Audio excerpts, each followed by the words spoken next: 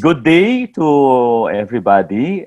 We are here to uh, run you through more services of our national cultural agencies. And this day we have with us the Deputy Director General of the National Museum of the Philippines. We are very glad to work with her on this effort to disseminate the services of our national agencies. So we would like to greet Miss Ana Labrador, no, to our program. And at the onset, we would like to give you an overview of the whole institution, and later we can dovetail to a more detailed discussion on their services.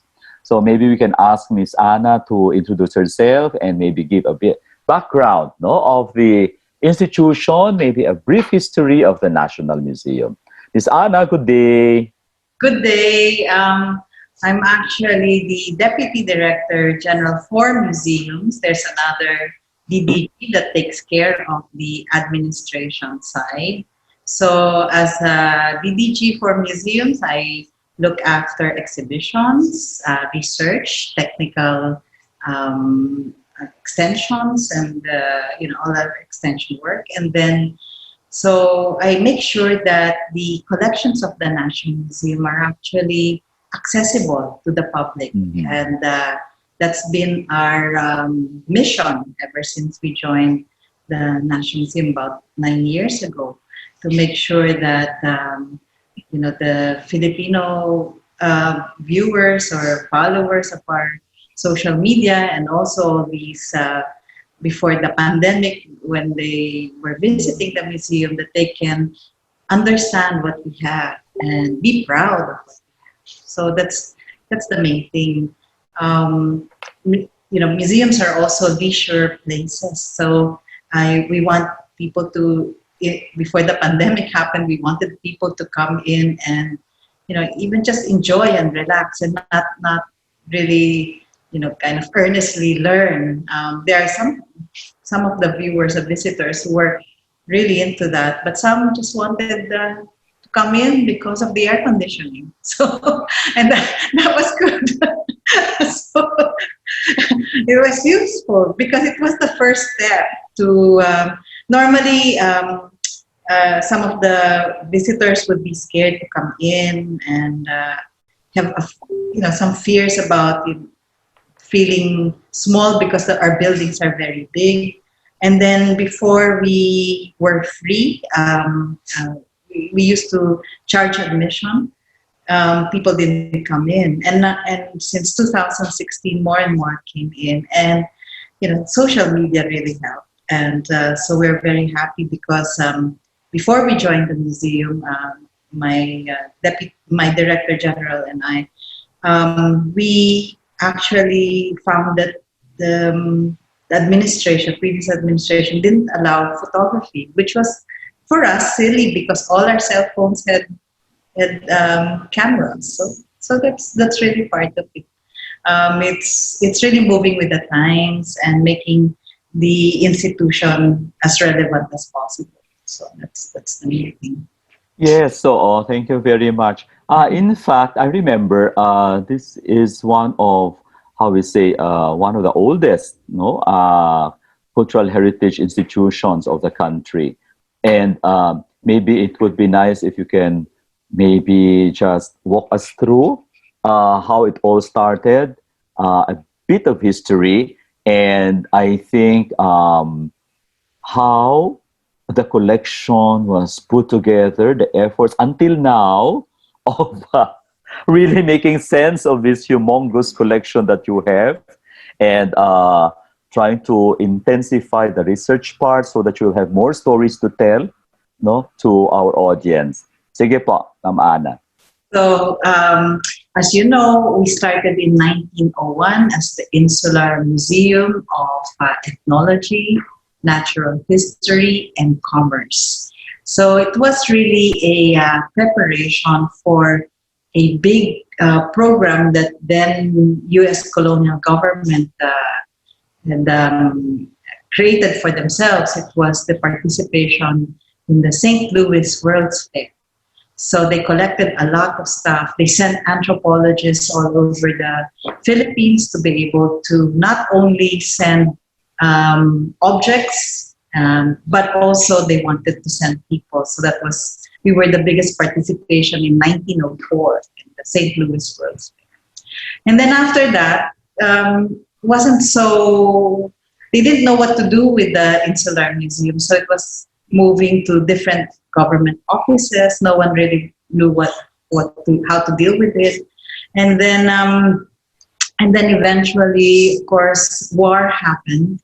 And so we lost most of our collections. And for instance, the Bureau of Science building was totally destroyed. And we had to, well, my predecessors had to put together all the botanical specimens from what they deposited, duplicates that they've deposited in international museums, our museums abroad. So that was the thing. It was after the war, we had to rebuild the buildings, but we didn't really have a proper home at the time. So we were kind of in mixed-use buildings, and until the law came into force in just before the centennial, no? So that's how we managed to secure our own buildings.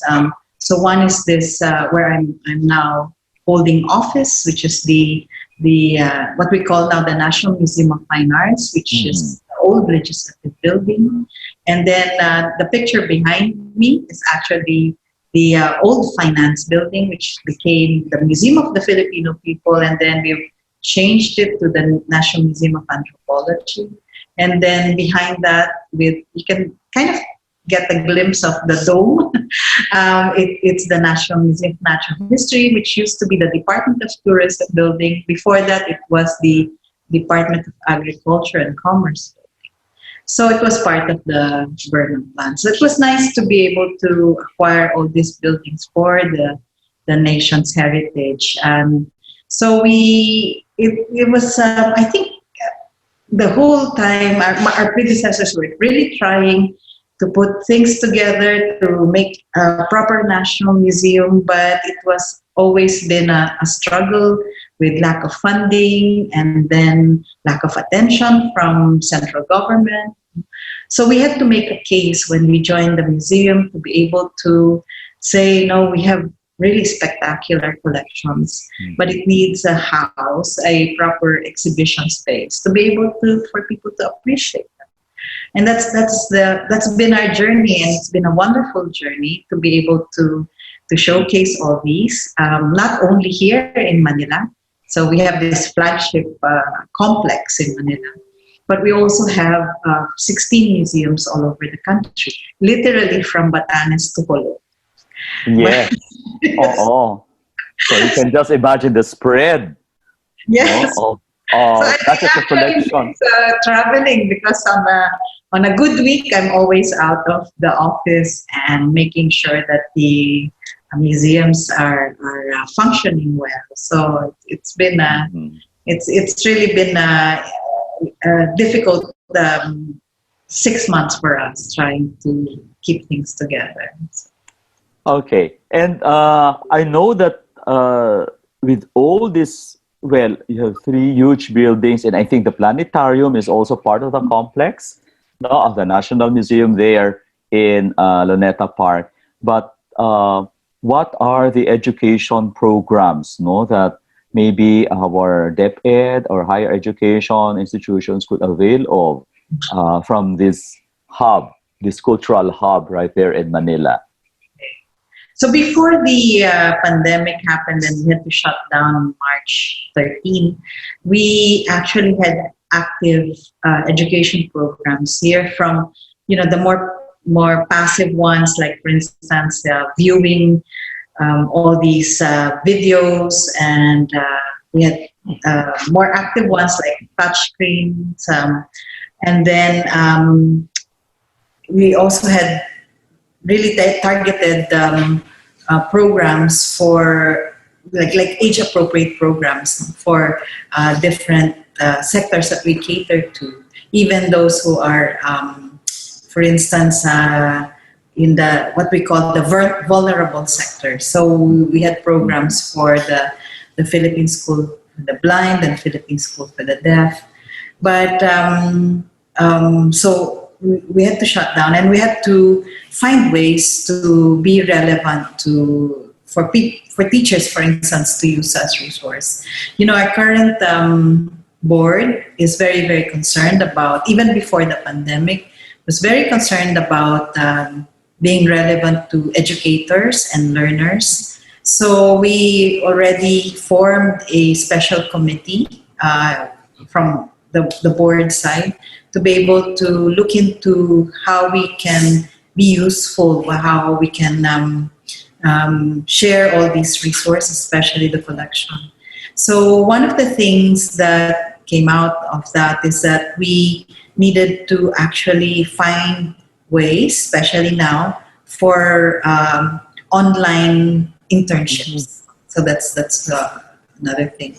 But we also have been participating in the DepEd's learning blended learning modules. So we've been offering videos, and then as you can probably see, we've been very active in the social media, and so people can just download a lot of the either the videos or the books, the e-publications that we're sharing. And then pretty soon we'll be developing with our museums all over the country a citizen science program where young people can actually report. And like for instance, now in Bohol, there's a lot of stranding of turtles and whales and dolphins. So it's become alarming, and it's a good thing that one of our senior museum researchers, Dr. Jong Acebes, was stranded in Bohol. She was doing field work around the time. So she's still there, and she's performing necropsy. So one of the things that we're doing is to actually have a live video while she's doing the necropsy, and so that also for instance, in the Holy Name University in Bohol, they can also partake in that and then find out why, for instance, this stranding has been happening. So things like that, I mean, we're very opportunistic now because of the limitations of no physical visits in museums. No? But it's really good to know that even though everybody's locked up, you're able to maximize the video format and extend this to the online format of DepEd. It's rare to have that kind of access to the actual process behind the work of a National Museum specialist, especially for the scientists. The zoologist, the botanist. Yeah. Rarely do you see how do they do all this preservation. So I think that's even a treat for many of us. And are these available YouTube or in the Yes. Facebook of the National Museum? Yes, we have a number of uploaded videos already on YouTube. We're upgrading now our website to become more functional. And hopefully by this month, we're ready so that they can just go into like our documentation center, and then they can download materials from there. And it's all free. We don't charge. All we ask is that you register so that we know, how useful our materials are, and then we. Okay. It's really important for us so that we know how to move forward, how to make our materials more relevant. Yeah. In fact, that's one thing that we really need out of all this online training is the feedback system. But also we're very careful because we realize there are now a lot of certificate sharks. That everybody's just looking for certificates because I think I don't know to you, Anna, but Yes. what is this that drives them, The paper chase. Yes. For me, I said, aren't you happy that you have, added value, added knowledge? No, it's the certificate that they're really after. I said, oh my. So maybe it's a different motivation, but nonetheless, you just have to work and Yeah, deliver all the services. that's No, true. Yeah. I also know that when you started opening up the doors for free, we always see, you know, hordes of buses in front of the National Museum. No, so the queue, especially on weekends. So that's a very good sight to see because people, children moving around, people getting interested, families moving in and out of the museum, which was a dream like 20, 30 years ago for many of us who started in the museum sector. No? And one beautiful movement as well is the increasing number of National Museum off-site, no, the off-site museums that you're developing, highlighting the natural and the cultural heritages of that particular site. No, so what is one very exciting site that you'd like to share with us, Ma'am Ana? all Off-site. all are exciting for me, as you know. I mean, what also drives me to make Uh-huh. this museum not only functional but also attractive. No, I mean, of course, now it's the age of. Besides, this concern for certificates, we also have this concern for registering their presence. They have to keep taking selfies, and so we have to make our also our surroundings Instagrammable. So Yes. things like Yes. so the what we've been doing now is outfitting. This is a really rare time for us to kind of sit down and properly talk about what exhibitions to install. We have time now, in a way, before all these Zoom meetings during the ECQ, when people didn't know how to Zoom yet. We had time Uh, to. One is to really to scan all the old books, the historical books of the museum, which were out of print. So we had that opportunity. The other is really to plan out exhibitions, and for instance, now we're in the middle of completing the exhibition in Boac, where our national museum, ah. Mhm. Marinduque, we call it Marinduque Romblon Area Museum. And so there we're focusing on two things that we've done in the past. It's the research on the Morionan. Yeah, as you know, the Morion festivals Mhm. during Holy Week are very important in Marinduque. And also our underwater cultural heritage program. For the first time, an all-Filipino team did a underwater archaeology in Gasan, just out of Gasan, and also Laylay. So that's been really useful because without research, we won't really have a substantial storyline for exhibitions. So we want to always tell stories about what we have rather than just kind of creating a really nice display case. So that's what's happening now. We're hoping to actually do a virtual launch this October in time for the Museums and Galleries Month. But now, as you know, even with your work, it's so hard to really predict whether you'll finish a project or not. Because sometimes we're in GCQ, sometimes we're ECQ, Oh sometimes yes. or an ECQ. So, Uh-huh. so we're still running on skeletal workforce. And for instance, my schedule is Monday, Wednesday, Friday. So this is good timing that I'm in the office. But we were also putting together. We were supposed to put together our exhibition finally in Batanes, but we're not allowed to go there because, as you know, that before this week they had zero infection, no? And then they found one, and that became news, as you know. So we're still waiting for us to get clearance to get into Batanes to install the exhibition. The next one is actually Dumaguete, which is our very new site for Negros Island province. And so we converted the old municipal hall into the National Museum of Negros. And so we're covering also Siquijor and other islands around Negros Oriental. So we're hoping to put that together by next month, and then so to feature the natural history of Negros Island and the archaeology that we've done in Bacong, and also the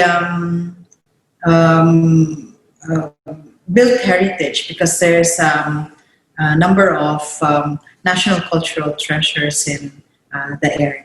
So, National Museum in Zamboanga is actually a regional museum for the southern western side of Mindanao. We have about 3 museums there, but hopefully we're also doing the National Museum in Davao, which is used to be the Museo Davaoenyo, and then we'll be transforming it to a national museum. And so with Zamboanga, there's actually 4 buildings in the fort. And one of the buildings in that quadrangle will be filled with exhibitions on boat building, on seafaring practices, and also fishing. You know? So it's quite important that we actually include that in because that's very relevant around the site. You know? And then we aim to hang between the ground floor and the second floor. We've actually cut a hole in the floor to hang the lepa, so that people on the second floor can actually see what's inside the boat, the lepa. And so it could, we could demonstrate that it's a living quarter, that it's also a machine in a way for economics, like for instance for trade and also for fishing. And then that it's a multi-purpose place, and people actually live there for years. And people on the ground floor can actually see from the underside of it to appreciate the boat building, the excellence in boat building of people, for instance, among the Sama Bajau and the other groups that have traditionally been part of the boat building tradition. So it's something that we would like to pursue and maybe finish by December. You have your museums in the Zamboanga Museum will be a national museum, but will the hub be in Davao? Will No, that be like a regional museum? kasi ang laki ng Mindanao eh. Yeah, So we need to cover as many areas as possible. If we have all these museums in Luzon, we should have equal to Mindanao because of not only because of the geographical size, but really the number of cultures that, like for instance, the number of Lumad groups that are there that are, just busy producing all these wonderful music, and because we're really getting more into intangible heritage also. So it's how to make sure to document them and also find proper repositories for this documentation. So, yes. So it's nice that we have all these visibilities, of the National Museum, and I can't imagine also the manpower complement that you're trying to raise and gather and train so that they will still be able to deliver the quality experience expected by the audiences from your museums. So for a local government, those who would like to maybe interface with the National Museum, what are the possible projects that you can work on no, on a local government level. Okay. So I mentioned a while ago citizen science program. Uh-huh. So we're going to institute that so that we could have reporters, for instance, if they see, for instance, that there's poaching, even of plants. Remember that the Mm. in use because it's become a become a Especially now the plantitos and the plantitas, they're all over. they're all Uh, yeah. Tourism officers are complaining from different parts of the Philippines that they're afraid when they open their sites. Yes, One site was opened in Laguna, and the whole site was ravaged that's right. by the tourists, no, the transients, and they realized many of their plants were taken, no, at a very that instant. So So that's why we need the citizen scientists so that they can yes. report on this. And then also we would like to get develop more cultural deputies that can also report, of course, because it's very hard for us to be able to uh, send our staff on certain sites. Perhaps there are a lot of violations already of either dismantling or demolishing built heritage, or there's also an issue about the sites being ransacked for treasure hunting. Mhm. So things like that. The LGUs can Mhm. definitely help us with those things. No? But again, if we go back to the needs of local schools, we've been offering our spaces and even our exhibitions, no, Mhm. for local schools to develop kind of video programs so that they can go around the exhibitions and then point out, if that's useful for their lessons, their curriculum, then they can Mhm. actually go and talk to our staff in the museums that we have in the regions, and then they can arrange for that to happen. They can video themselves in the exhibition Mhm. sites and all that. So in fact, recently we had one teacher go to our geology and paleontology gallery Mhm. in Iloilo. So it's quite nice that they can use that. And also, we've offered to the Department of Education, and perhaps the LGUs can also know about this, that they can use some of our former function halls, our spaces, not so that if they need to set up, for instance, a podcast, no, they can record in those spaces, and it's really for them to be able to use. And in fact, we want to be able to develop a study area for students who would need access to online programs. So, We'll now move on to like private individuals. Sometimes they have queries about particular collections, not anymore the institutions, but individuals who are interested to confer or to consult the National Museum because sometimes they have some of these rare objects. Well, not all of them are really interesting objects. They sometimes they would like National Museum to have something na wala lang sila mapaglagyan sa bahay siguro. So, ibibigay lang sa National Museum. yes. But do you have a policy on that? Like, do you really have this program also to look into private objects, movable objects, and you try to assess it as well? Yes. Mm. Well, before the pandemic, we were more active on that Mm. area. No? So we usually ask, of course, background.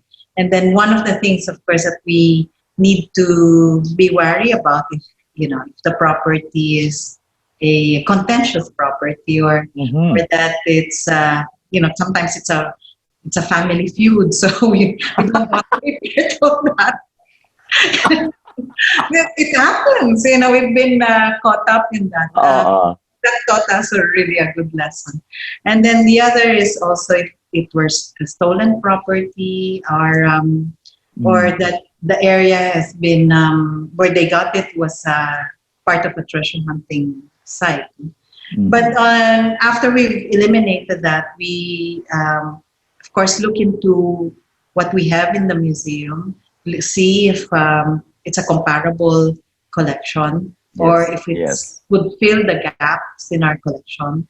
And so we really take very careful steps to be able to do that. There are occasions when, for instance, a big collector, for instance, of fossils, they, Mm.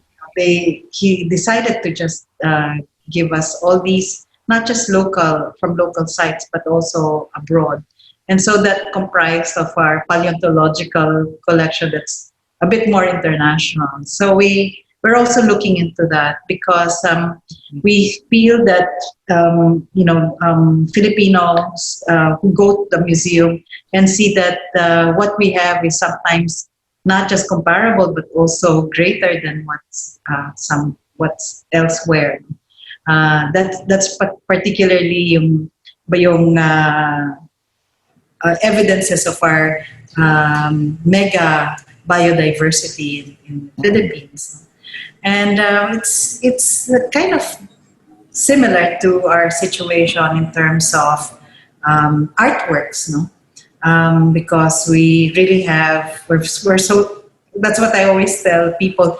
We're so lucky here in the Philippines because we don't only have biological diversity, but we also have this mega cultural diversity, no? And it just makes our lives in the heritage Mm. sector so interesting.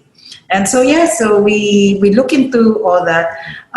What we are most worried about actually are archaeological materials, no? Because as you know, like Ah. with more on paintings, there's a lot of forgeries too, no? Oh. So, so we need to be careful. No, we've seen, for instance, those Mhm. maing jars, those Yes, yes. From secondary market Mindanao. jars. Mm. Yeah. So we've seen a number of forgeries already.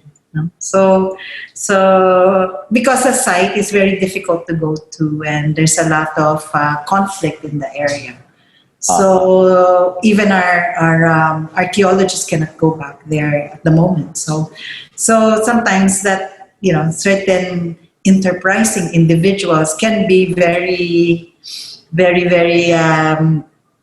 opportunistic, and then they try to sell off their wares, or for them to for us to get that in the National Museum. Sometimes it's a point of for them it's legitimizing their Yes. activities. No? So we've learned a lot from past mistakes. So we've been very cautious about certain donations. No? Yes.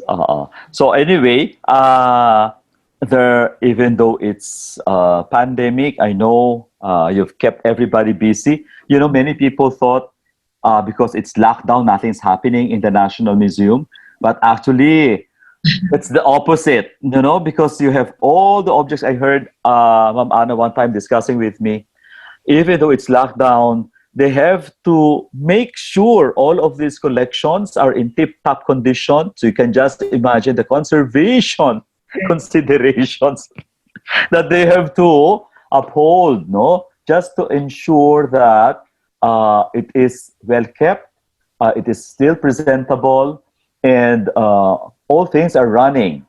All things are running, even though there are no audiences. Yes. So they are just transporting all the services on a different platform, and hopefully this will be delivered to other institutions.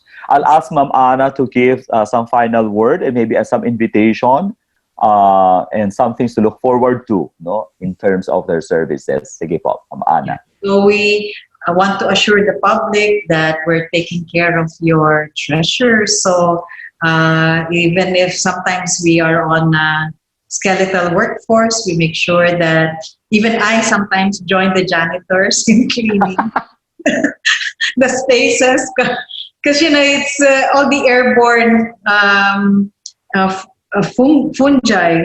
It's really all over, so we have to be very, very careful. And then, we have all these resources that you could use. Check our website, check our social media accounts, and most of these are really accessible and free. If you're having a hard time downloading, please let us know so that we could download them for you and send them to you if you need printed copies. So we would do that. Also, our regional museums, they have full staff, still reporting, still maintaining the sites. No, so you can approach them, you can call them, text them, email them, and let them know that you need certain things from the museum so that they can respond to your request. It won't stop for us. In fact, it's really a bit more of a challenge because, of course, we have to also manage our staff, manage their careers because of the pandemic.